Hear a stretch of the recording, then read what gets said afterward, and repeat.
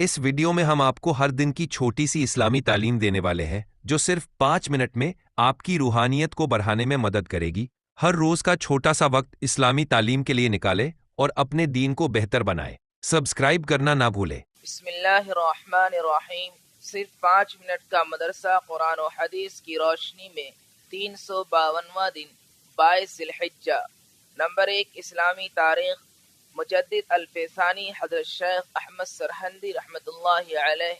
حضرت مجدد الفیسانی سرہندی رحمۃ اللہ علیہ 11ویں صدی ہجری کے ہندوستان کے بلند پایہ عالم، داعی اللہ اور مجاہد تھے۔ آپ کی پیدائش سن 971 ہجری میں پنجاب کے علاقہ سرہند میں ہوئی۔ آپ حضرت عمر رضی اللہ عنہ کی نسل سے ہیں۔ تعلیم کی ابتدا حفظ قرآن سے کی اور والد صاحب کی خدمت میں ہی تعلیم کا سلسلہ جاری رہا اور 17 سال کی عمر میں فارغ التحصیل ہو گئے۔ شروع میں والد صاحب سے طریقہ چشتیہ میں بیعت کی، پھر سلسلہ قادریہ بھی حاصل کیا۔ والد صاحب کی وفات کے بعد حضرت خواجہ باقی باللہ سے بیعت ہوئے اور خلافت عطا ہوئی۔ اس کے بعد دعوت و تبلیغ میں مشغول ہو گئے۔ سنت و بدعت، شریعت و فلسفہ اور تصوف اسلامی اور رہبانیت کے فرق کو واضح کیا۔ دین کی خاطر ان کو قید خانہ کی مشقت بھی جھیلنی پڑی۔ ان کے ذریعے اللہ تعالیٰ نے بادشاہ اکبر کے دین الہی کے نام سے بنائے ہوئے اس فتنہ کا خاتمہ کیا جسے اس نے بہت سے مذہبوں کی رسموں کو ملا کر بنایا تھا۔ آپ کی وفات سن 1034 ہجری میں 63 سال کی عمر میں ہوئی اور اپنے وطن سرہند ہی میں مدفون ہوئے۔ حضرت شیخ احمد سرہندی رحمۃ اللہ علیہ کی سب سے بڑی علمی، اصلاحی اور تجدیدی یادگار ان کے مکتوبات ہیں۔ آپ کے تجدیدی کام کی بنیاد پر آپ کو مجدد الفیسانی کا لقب دیا گیا۔ نمبر 2، حضور صلی اللہ علیہ وسلم کا معجزہ، گھی میں برکت۔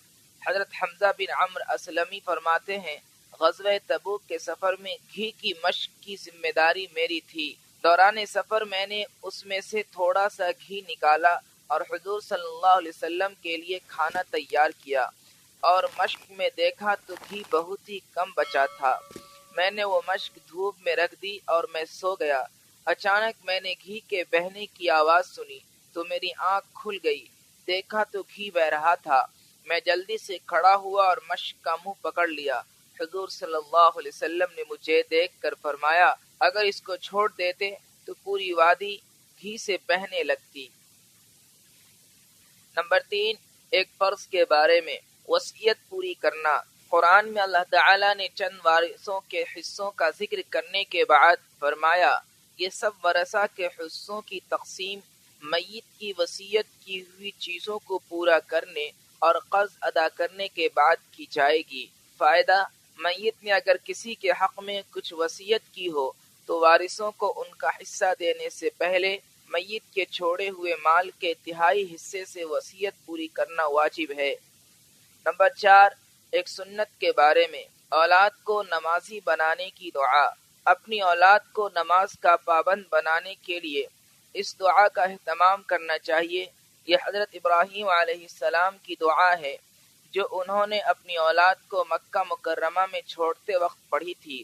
رب اجعلنی مقیم الصلاۃ ومن ذریتی ربنا وتقبل دعاء۔ ترجمہ، اے میرے رب، مجھ کو اور میری اولاد کو نمازی بنا دے۔ اے میرے رب، ہماری دعاؤں کو قبول فرما لے۔ نمبر 5، ایک اہم عمل کی فضیلت، اذان شروع ہوتے ہی دعا پڑھنا۔ رسول اللہ صلی اللہ علیہ وسلم نے فرمایا، جو شخص مؤذن کو اذان دیتے ہوئے سنے اور یہ کہے، اشہد ان لا الہ الا اللہ وحدہ لا شریک لہ وان محمدا عبدہ ورسولہ رضیت باللہ ربا وبمحمد رسولا وبالاسلام دینا، تو اس کے گناہ معاف کر دیے جائیں گے۔